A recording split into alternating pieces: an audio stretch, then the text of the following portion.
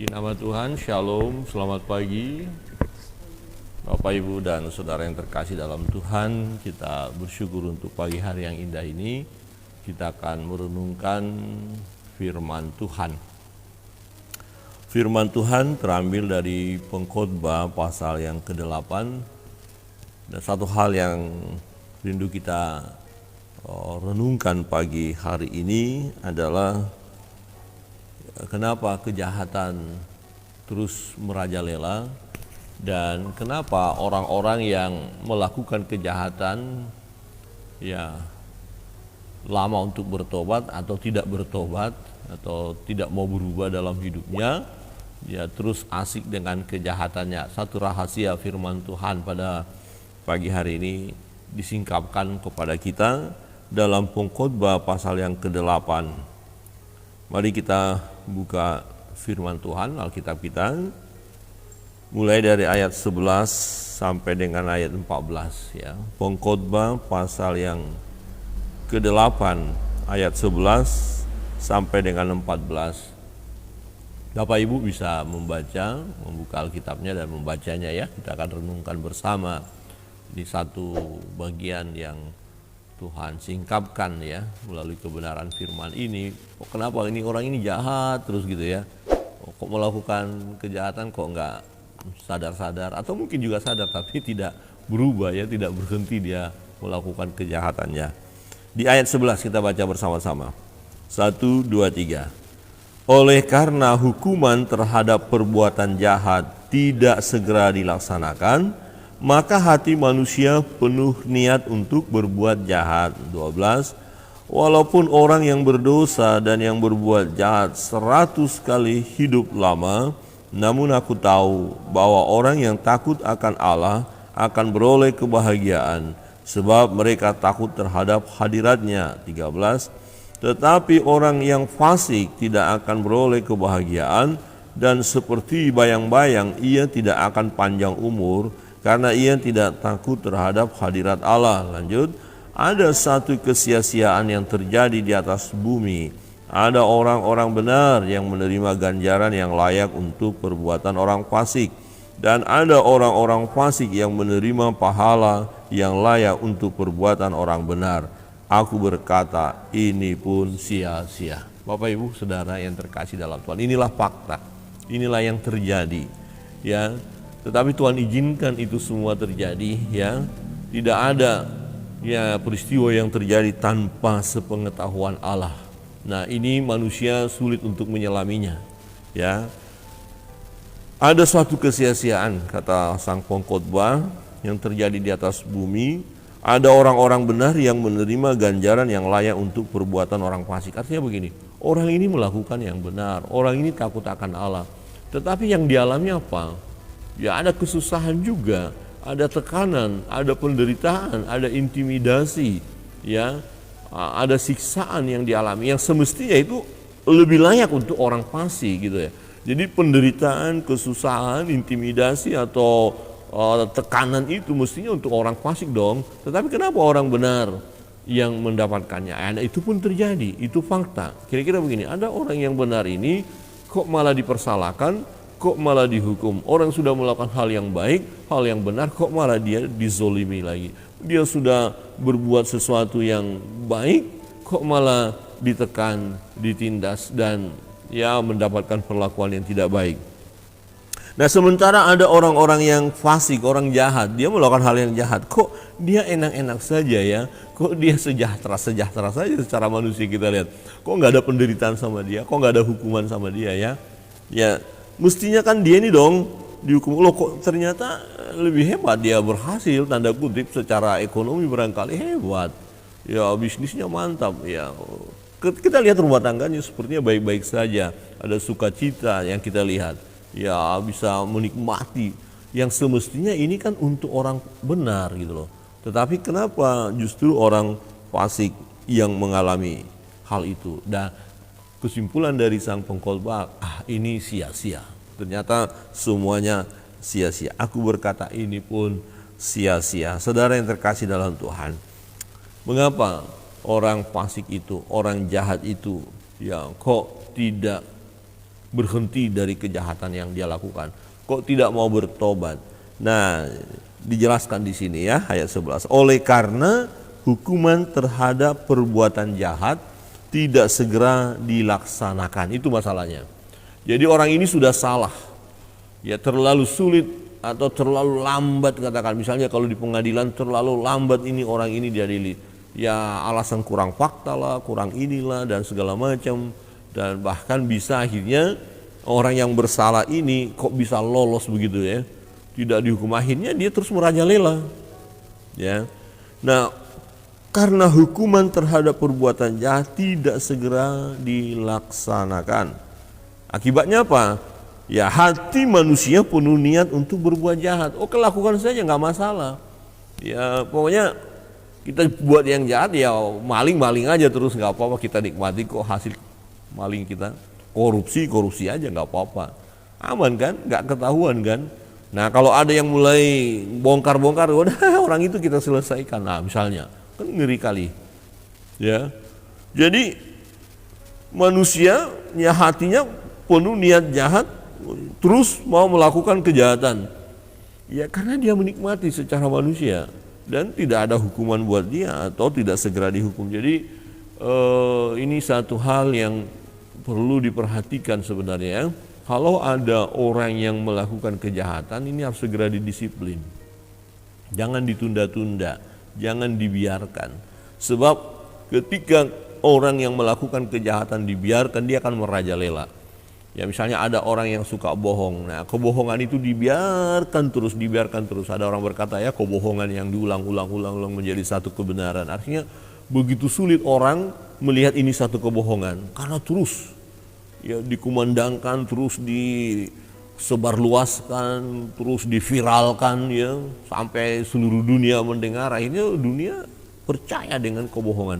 Nah coba waktu kebohongan itu ketika muncul, ya langsung diselesaikan, stop, ini kebenaran. Kamu melakukan kebohongan, kamu melakukan sesuatu yang tidak baik, kamu harus bertanggung jawab. Nah ketika memang terbukti kamu melakukan kebohongan ini, orang ini langsung segera diselesaikan artinya didisiplin ya, bukan dibunuh ya. Akhirnya penjarakah apakah, pokoknya dihukum, sehingga orang mulai ya takut untuk melakukan hal yang jahat. Nah akhir-akhir ini kalau kita melihat kebenaran firman ini nyata sekali ya, karena orang melakukan seenaknya saja, melakukan kejahatan dibiarkan dengan pengertian tidak langsung ditangkap, didisiplin, diadili ya, karena menganggap ya bebas-bebas saja, mau ngomong-ngomong sesuka hati saya, mau berbuat sesuka hati saya, tidak ada masalah ya. Jadi sebebas-bebasnya orang itu melakukan kejahatan ya, terus dia semakin asik. Nah sudah ketangkap, ketahuan, nanti hanya sekedar apa, senjatanya menangis, bisa minta maaf, itu nggak bisa ya. Dimaafkan iya, tapi disiplin harus tetap berlaku ya. Jadi ini harus ditegaskan, undang-undang itu harus diterapkan ya. Jadi kalau ini dilakukan, maka kejahatan akan semakin menurun. Paling tidak orang mulai berpikir, jangan ngomong sembarangan dong, ntar kita nggak bisa pertanggungjawabkan, ntar yang apa yang kita bilang itu nggak benar, ya kita penyebar fitnah, nanti kan repot, kita ditangkap, kita kena pasal bagaimana. Jadi pasal harus ditegaskan sekarang, pasal misalnya salah satu ya orang-orang yang menyebarkan fitnah, ya ini pasal ini harus segera dilaksanakan ya, atau kalau belum ada harus dibuat begitu loh. Bagaimana kita memfitnah orang terus kita biarkan, itu kan berbahaya. Nah karena hukuman terhadap perbuatan jahat tidak segera dilaksanakan, ditunda-tunda atau bahkan dibela-belain, menjadi dibilang nggak masalah, nggak ada apa-apa, maka hati manusia penuh niat untuk berbuat jahat. Wah, ini yang terjadi ya. Walaupun orang yang berdosa dan yang berbuat jahat 100 kali hidup lama, namun aku tahu bahwa yang takut akan Allah akan beroleh kebahagiaan, sebab mereka takut terhadap hadiratnya. Jadi mengingatkan kita ya, bahwa hidup yang benar harus kita pertahankan. Walaupun kita lihat ada orang-orang yang melakukan kejahatan dan tampaknya merajalela, dibiarkan begitu saja, tidak segera dihukum, Tapi jangan kita mau terlibat ya untuk melakukan hal yang jahat. Ya kira-kira begini, beberapa tahun yang lalu kita mulai ada peristiwa penjarahan ya. Wah ini ya apa ya, supermarket apa pokoknya bisa dijarah dan karena bebas waktu itu. Nah ada orang merasa ya mereka semua ambil, ya saya ikut juga dong. Lah kita kan bukan hak kita untuk mengambil punya orang, kenapa kita ikut-ikutan? Tapi kan mereka menikmati, mereka bebas saja, tidak ada hukuman. Ya saya ikut juga dong. Nah ini. Nah jadi jangan terpancing dengan kesalahan atau perbuatan jahat yang dilakukan orang lain. Amin. Jangan terpancing walaupun sepertinya oh bebas kok saya mengambil. Lah itu mereka. Ya itu bukan hak kita. Jadi jangan kita ikut ambil bagian dalam kejahatan itu karena kita lihat kok nggak ada hukuman. Jadi kita pertahankan, karena kalau kita mempertahankan hidup takut akan Allah, menjaga diri kita untuk tidak berbuat fasik, menjaga diri kita untuk tidak melakukan hal yang jahat, maka kita beroleh kebahagiaan. Ya, pasti ini firman Tuhan katakan. Sementara orang-orang yang melakukan hal yang jahat tadi tidak akan mengalami kebahagiaan. Firman Tuhan katakan, tetapi orang yang fasik tidak akan beroleh kebahagiaan. Ayat 13. Yang melakukan kefasikan. Ya, misalnya satu contoh lah, ini di negeri ini udah terbongkar banyak kasus korupsi lah katakan. Yang korupsi kan yang punya uang juga, yang punya jabatan, yang sudah hartanya juga banyak, tapi mengambil lebih banyak lagi. Nah, apakah orang ini akan bahagia? Coba ketika ditangkap pakai ya pakaian penjara, kan memalukan juga. Ini orang hebat kok di penjara. Nah, jadi orang pasti akan tidak beroleh kebahagiaan, tidak ada kebahagiaan sebenarnya di dalam hidupnya. Ya, karena tidak ada kepuasan di dalam dirinya. Dan dikatakan seperti bayang-bayang ia tidak akan panjang umur karena ia tidak takut terhadap hadirat Allah. Saudara yang terkasih dalam Tuhan, ini kita harus menjaga hidup kita, perbuatan kita, supaya kita jangan mau terlibat dengan kejahatan. Walaupun kita lihat sepertinya kejahatan itu ya merajalela, tidak langsung dihukum, dan orang-orang yang melakukan kejahatan itu asik terus dengan kejahatannya. Ya, dan secara manusia kita melihat sepertinya mereka yang berhasil, sepertinya mereka yang bahagia, sepertinya mereka yang dipuaskan. Tapi kalau kita lihat kelakuannya, waduh minta ampun, memfitnah, ya mengejek orang lain, menghina orang lain, menindas orang lain, ya mempersekusi dan lain sebagainya. Itu suatu kejahatan. Tapi kita lihat ketika mereka dibiarkan orang-orang yang melakukan kejahatan ini, mereka akan menambah lagi kejahatannya, itu masalahnya. Ya karena nggak langsung dihukum. Alasan inilah, alasan itulah, wah macam-macam lah. Dan bagaimana supaya orang yang melakukan kejahatan tadi bebas dari disiplin, bebas dari hukuman. Kalau ini terus terjadi, maka dunia ini akan sangat mengerikan. Ya, dan itu memang firman Tuhan sudah katakan bahwa kejahatan akan semakin merajalela, kasih seorang kepada yang lain semakin dingin.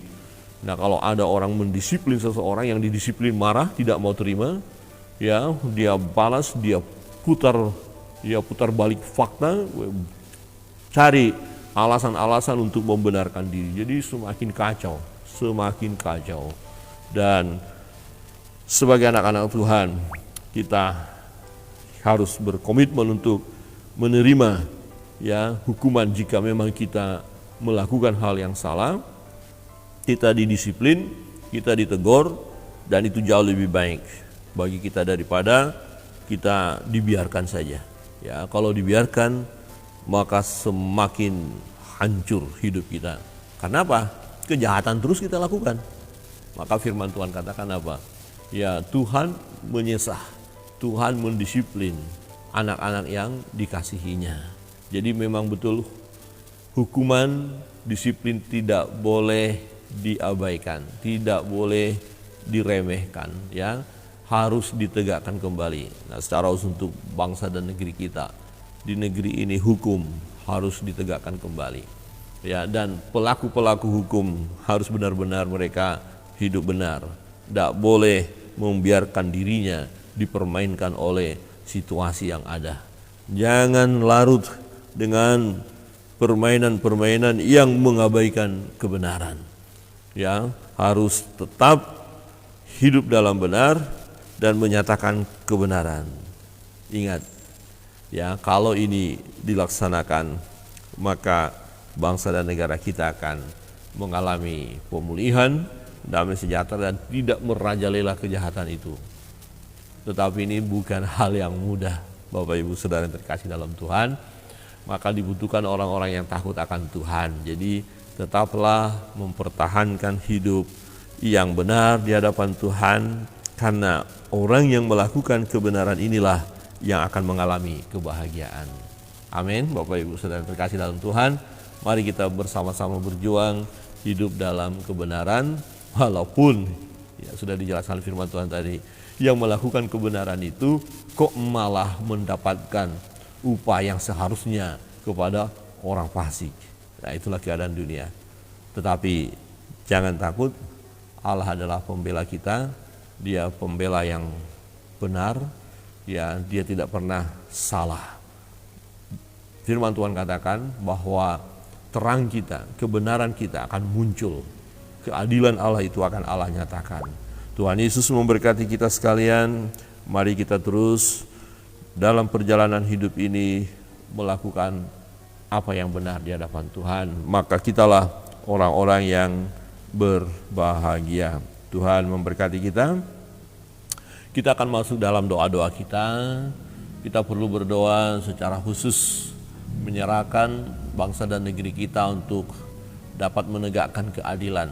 Ya, kita perlu berdoa, Bapak Ibu, supaya keadilan di negeri ini, ya, Tuhan nyatakan, dan para pemimpin kita berlaku adil, dan secara khusus mereka yang bergelut di bidang penegakan keadilan benar-benar berlaku adil. Ya, kita pernah mendengar, ya, tidak berkata tumpul ke atas tajam ke bawah, tidak, tapi berbicara tentang keadilan harus merata, tidak pandang bulu, tidak pilih kasih. Ya, kalau orang itu melakukan kejahatan, disiplin. Ya, kalau orang itu melakukan hal yang baik benar, kasih reward. Ya, seperti itu. Jadi ada upah. Nah, itu baru adil. Ya, jangan ya menghancurkan hidup orang lain hanya karena ya kita abaikan keadilan itu. Kita akan berdoa untuk itu.